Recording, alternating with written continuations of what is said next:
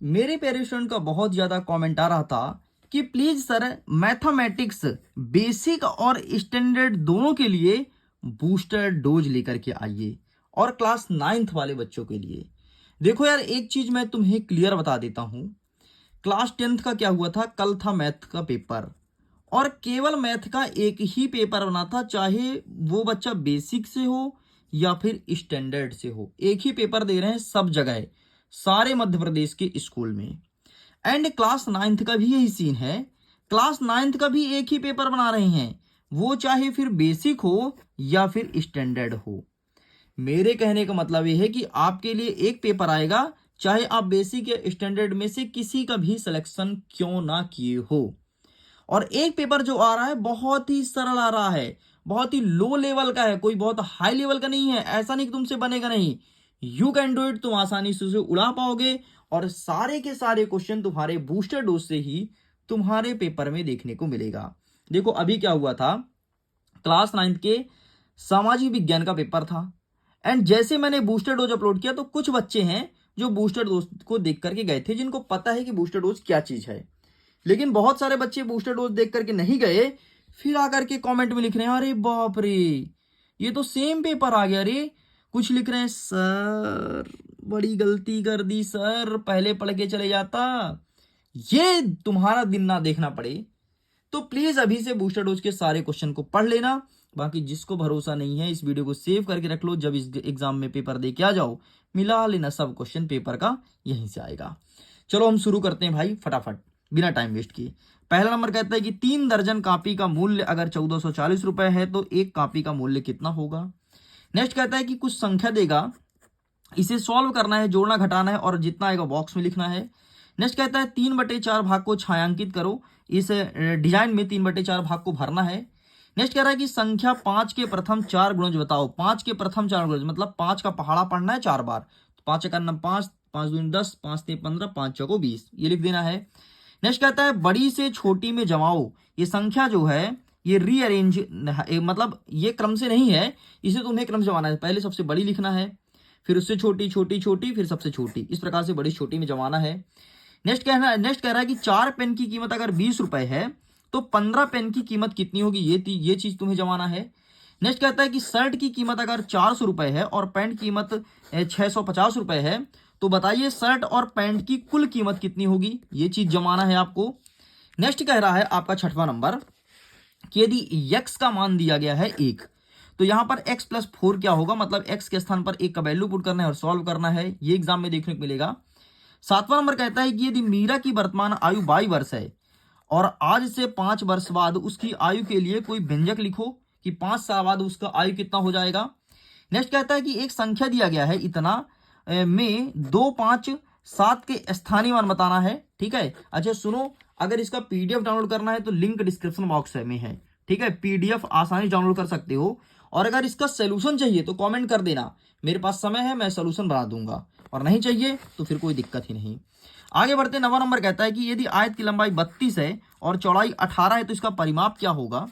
Next कहता है 10वां number, Ritu ने एक सेव का 3/5 भाग खाया और सेव उसके भाई सोनू ने खाया तो एक सेव का कितना भाग सोनू ने खाया। एंड नेक्स्ट कह रहा है कि एक किसान ने एक आयताकार खेत के चारों ओर 960 मीटर की तार की बाड़ी लगाई। यदि खेत की लंबाई 80 मीटर है तो खेत की चौड़ाई क्या होगी, ये चीज पूछा गया है। चलो आगे बढ़ते हैं, कुछ क्वेश्चन को और देखते हैं। 12 नंबर मस्ट इंपॉर्टेंट है, मस्ट इंपॉर्टेंट, सारे स्कूल में आ रहा है। एक ही वाला क्वेश्चन, कुछ स्कूल में, कुछ स्कूल में ये वाला, कुछ स्कूल में ये वाला, कुछ स्कूल में ये वाला, सबको अच्छे से पढ़ लेना। ठीक है, ध्यान से देख लो। नेक्स्ट 13 नंबर कह रहा है कि हर का परिमेयीकरण करना है। ठीक है, ये की वाला क्वेश्चन, दूसरा ये वाला, तीसरे वाला, ये तीनों आपके एग्जाम में देखने को मिलेगा। 14 नंबर कहता है कि 1 और 2 के बीच 6 परिमेय संख्या निकालना है। नेक्स्ट कहता है 15 नंबर की 5/7 और 7/8 के बीच 6 परिमेय संख्या निकालिए। नेक्स्ट कहता है 6वां नंबर 16 नंबर की गुणनखंड करो। ठीक है, इसका और इसका गुणनखंड निकालना है। नेक्स्ट कहता है 17 नंबर के का मान ज्ञात करो, जब आपका इतना वैल्यू दिया हो तो ये चीज तुम्हें फाइंड करना है। 18 नंबर कहता है कि x³ + y³ बराबर है तुम्हारा x + y x² - xy + y², ये तुम्हें सॉल्व करना है। एंड नेक्स्ट कह रहा है कि गुणनखंड करो। ठीक है, एंड ये तुम्हें सॉल्व करना है। तो लो भाई ये आपको लिखना है। आगे बढ़ते हैं। 20वां नंबर कह रहा है यदि x plus y plus z बराबर 0 हो तो तुम्हें बताना है कि x cube plus y cube plus z cube बराबर 3x बाई जेड होगा। नेक्स्ट कह रहा है 21 नंबर 9 के पावर में 1/2, 125 के पावर में 1/3, 32 के पावर में 1/5, 16 के पावर में 3/4, तो ये तुम्हें ज्ञात करना है। 22वां नंबर कह रहा है कि 1/8 धन 3/8, 3/4 धन 1/4 और 10/7 धन 3/5, ये चीज सॉल्व करना है। 23वां नंबर कह रहा है कि 6 के 6√5 है और 2√5 है, तो इसको गुणा करना है। ठीक है, तो ये वाला प्रश्न आ रहा है। नेक्स्ट कह रहा है आपका 24वां नंबर कि 3 और 4 के बीच 6 परिमेय संख्या निकालना है। 25 नंबर कह रहा है कि अगर x का मान 2 है तो इस ये जो आपका बहुपद दिया गया है 5x minus 4x square plus 3, तो इसका वैल्यू फाइंड करना है। कुछ मत कर यार, जहां जहां x लिखा है ना वहां -2 रख दो, बस बात खत्म, आंसर आ जाएगा। नेक्स्ट हमारा क्या कह रहा है, 2 समीकरण और दिया गया है। 26 नंबर में देख लो, एक ये दिया गया है, एक ये दिया गया है, इसे कुछ नहीं, इसे तोड़ना है बस, हो गया, इसे ब्रेक करना है। ठीक है, मतलब इसका शून्य फाइंड करना है, ऐसे कह सकते हो, या फिर तोड़ दो, बस हो गया, शून्य को नेगड़ा तोड़ दो। 27 नंबर कहता है खाली स्थान भरना है। ठीक है, 276 में गुणा कर दो 45 का क्या आएगा।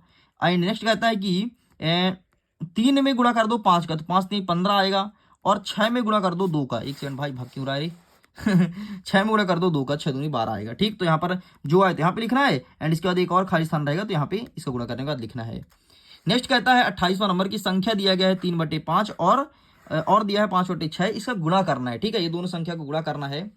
एंड 29 नंबर कहता है कि रमेश ने बैंक से 18,500 रुपये उधार लिया है। ठीक है, और 2 वर्ष बाद 1,360 रुपये ब्याज जोड़कर बैंक को पूरा कर्जा चुकाता है, तो रमेश ने बैंक को कुल कितनी कीमत दी होगी, ये चीज फाइंड करना है।